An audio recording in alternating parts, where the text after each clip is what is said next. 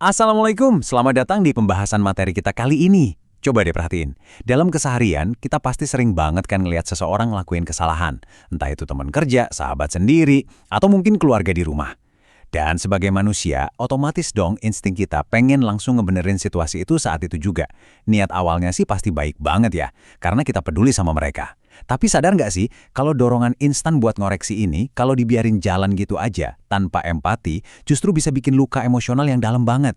Kadang kita lupa, cara kita nyampain sesuatu itu dampaknya bisa jauh lebih besar dan ngebekas lebih lama daripada isi pesannya itu sendiri. Coba jujur, pernah nggak sih Anda ngerasa dipermalukan tapi kedoknya tuh dibilang nasihat? Saya yakin hampir semua dari kita pernah ngalamin momen gak enak ini. Bayangin aja skenario yang mungkin sering kejadian sekarang. Anda lagi ikut rapat penting di Zoom, atau lagi ngobrol santai di grup WhatsApp kantor yang isinya puluhan orang. Terus tiba-tiba ada yang ngoreksi kesalahan kecil Anda secara terang-terangan di depan semua orang. Gimana rasanya? Muka pasti langsung kerasa panas kan? Tiba-tiba ada awkward silence dan dadak rasa sesak. Benar-benar momen yang bikin kita merasa terpojok. Di penjelasan materi kali ini, kita belah kupas kenapa koreksi di ruang publik semacam itu hampir nggak pernah bawa perubahan positif dan malah bikin luka batin. Nah, makanya kita perlu bahas ini lebih jauh di bagian pertama kita, bahaya niat baik. Mari kita lanjut ke bagian kedua, dampak teguran di publik. Karena ternyata, punya niat baik aja itu sama sekali nggak cukup kalau caranya keliru. Coba kita bedah, apa sih yang sebenarnya terjadi di kepala kita pas ditegur di depan umum? Sumber materi kita ngasih warning keras soal ini. Pertama, menegur di publik itu sering banget gagal total bikin orang berubah. Kenapa coba? Ya karena bukannya ngerasapin nasihat Anda, harga diri mereka keburu hancur duluan.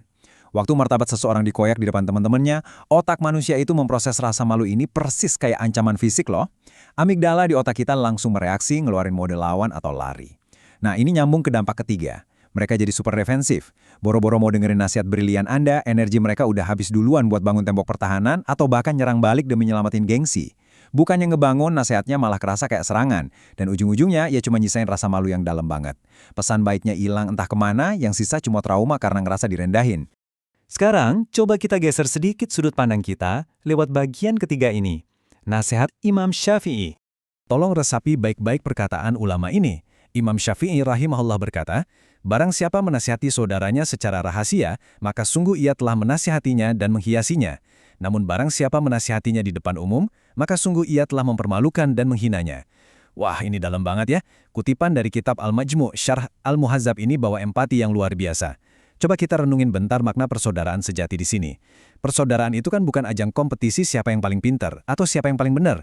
Ini murni soal benar-benar pengen ngasih yang terbaik buat orang lain, bukan sekedar muasin ego kita biar kelihatan hebat.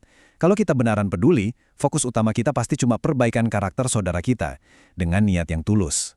Kalau kita perhatiin, metafora tadi itu indah banget sekaligus tajam. Di satu sisi, ngasih nasihat diam-diam itu ibarat menghiasi atau memperindah. Gini ya, bayangin Anda ngelihat kerah baju teman Anda kusut sebelum dia naik panggung. Pasti Anda bakal benerin pelan-pelan tanpa banyak omong kan? Murni biar dia tampil sempurna tanpa ngerasa malu.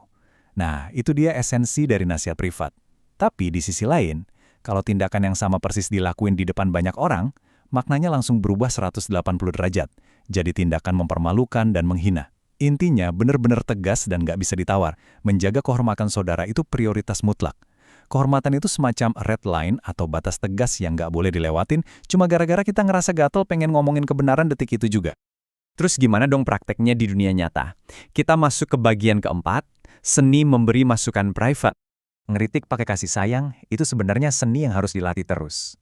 Dan dari materi kita, ada 3 langkah praktisnya.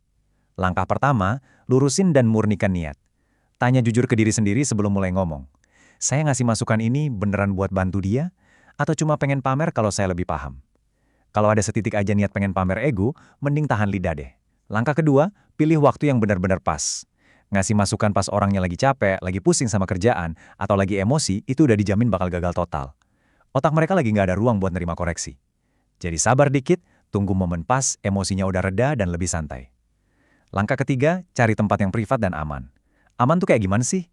Ya bisa aja ngobrol 4 mata di pojokan kafe, atau lewat telepon berdua aja yang nggak kedengeran orang lain. Di ruang privat inilah, dinding ego perlahan bisa turun. Nggak ada penonton yang harus diwaspadai, nggak ada gengsi yang harus diselamatkan.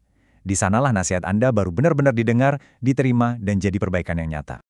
Sebagai penutup penjelasan kita kali ini, mari kita beralih ke bagian terakhir untuk merefleksikan tujuan spiritual dari cara kita berkomunikasi, menjaga kehormatan sesama. Mari kita bareng-barang renungin doa dan harapan yang jadi kesimpulan indah kita hari ini. Kita sama-sama saling ingetin buat memohon supaya hati kita dilembutkan, biar bisa nerima kebenaran dari siapapun, sekaligus dibimbing buat negur orang lain dengan kasih sayang tulus.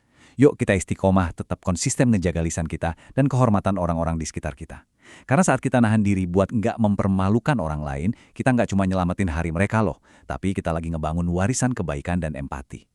Kalau pendekatannya kayak gini, setiap obrolan harian kita nggak akan nguap gitu aja, tapi justru bakal berbuah pahala dan bawa keberkahan buat semua orang. Allahu a'lam bisyawab.